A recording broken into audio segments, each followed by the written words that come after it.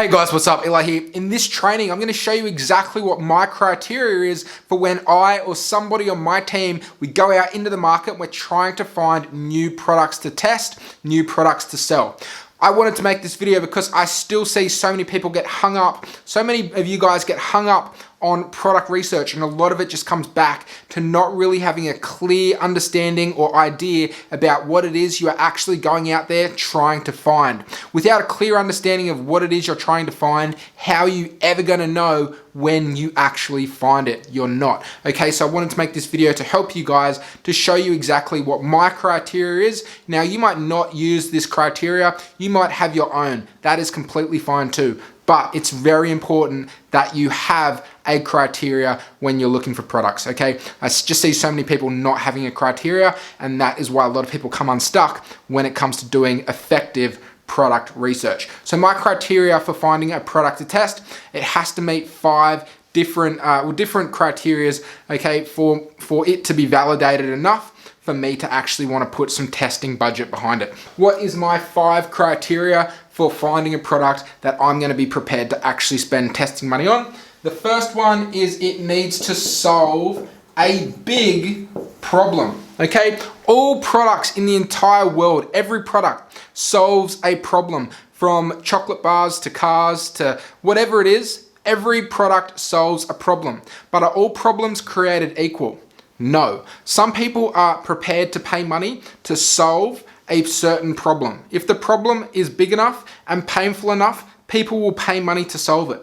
Lots of people will not pay money to solve smaller problems, okay? Because the problem isn't painful enough. So I want to find a product that solves a big, real, painful problem. Think weight loss, think health, think sleep, all of those niches. I sell a lot of my products in the health space, okay, because that is a painful market. It's a competitive market, but it's very painful, okay, and people will spend money to solve their problems that ease pain. The second one is it needs to have a hook or a wow factor, okay? We are competing on attention. We're competing on attention. These people scrolling on Facebook, I'm assuming that's where you're doing a lot of your advertising.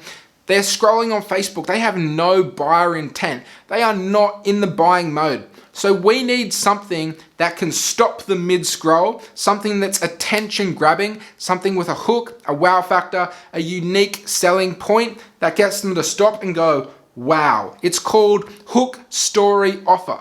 You need a way to hook the person so you can then tell them a story in your messaging about the product and then make them an offer, which is the offer that you're making based around that product, okay? But you can't tell them a story and you can't make them an offer if you're not able to first hook them. So it's important that the product that you sell has something unique about it that stops them, that can stop them, that can hook them and get their attention. The next one is the product is hard to find. And it's not just hard to find, but it's hard to find in physical stores. I'm underlining physical because that's important. It's hard to find in physical stores. The last thing you want to do is find a good product that solves a big problem that people are prepared to pay money to solve. It has a great hook, great wow factor, but they can just go down the road, they can jump in their car and go for a drive, and in a few minutes they can be at the shops and they can buy the product. You don't want them to think, oh, that's a great product. You know what? I could really use that in my life. I might just get in the car and go grab it. That's not what you want. You want it to be hard to find, not easily accessible in physical stores. I say physical because nowadays everything is on Amazon, everything's on eBay, Wish. That's just part of the game. You're gonna have that, so accept it, but you don't want it to be physically accessible, okay? People aren't going to want to buy from your store. They have no reason to know, like, or trust you or your brand. They're not going to want the risk of being potentially scammed, and they're not going to want to wait, weeks, potentially months to get the product through the shipping, okay? You don't want to give them that option of being able to just get in the car, go down and grab it. That's a big one. The next one is margin, okay? Needs to be 3 to 4x margin.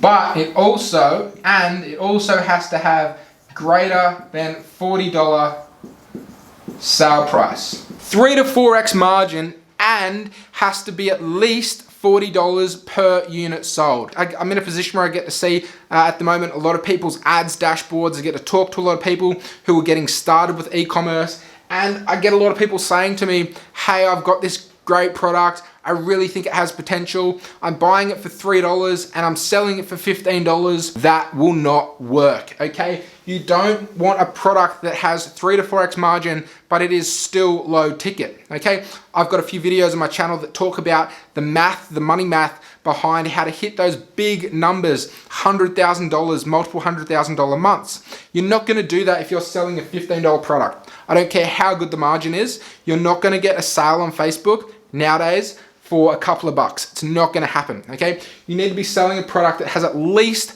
$40 per unit sold. Ideally, your average order value then should be up around the $50 mark. You only need about 3 sales an hour to kind of get across that $100,000 per month mark. And that's really the math. Go to one of the other videos on my channel if you want to learn a bit more about the math. It's not just having a good margin, it's having a good margin and having a good price point. And lucky last, the last criteria is that it needs to have a broad target market. Okay, and this really relates back to problem. Okay, it needs to have a broad target market. Men to women from different age ranges, from the oldies, 60 plus, all the way down to 18-year-olds ideally. When you have a big problem that is a broad common problem in the community, that is a great product. I've talked a little bit about in some of my recent videos, products have ceilings, okay? Not all products are created equal. So some products, if it's too niche, it will have a low ceiling.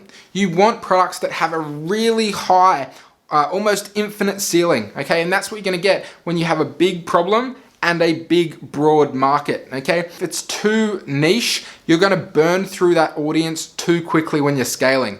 But if it is a broad market, like I said, think health, think sleep, it's almost infinitely scalable. It has such a high ceiling, it's gonna be so much easier to scale that product. That's it, guys. So big problem, hook, wow factor, hard to find in physical stores, 3 to 4x margin, minimum $40 sale price, and serving a broad target market. That is my criteria. If you have other criteria, it'd be cool to actually, if you guys comment in the comments below, what is some criteria that you have. That's what it's all about, sharing and moving forward together. But that's it for this video, guys. If you need any help at all building, growing, or scaling your e-commerce business, or help finding products that you can actually go out there and sell, schedule a call with me. The link is in the description below.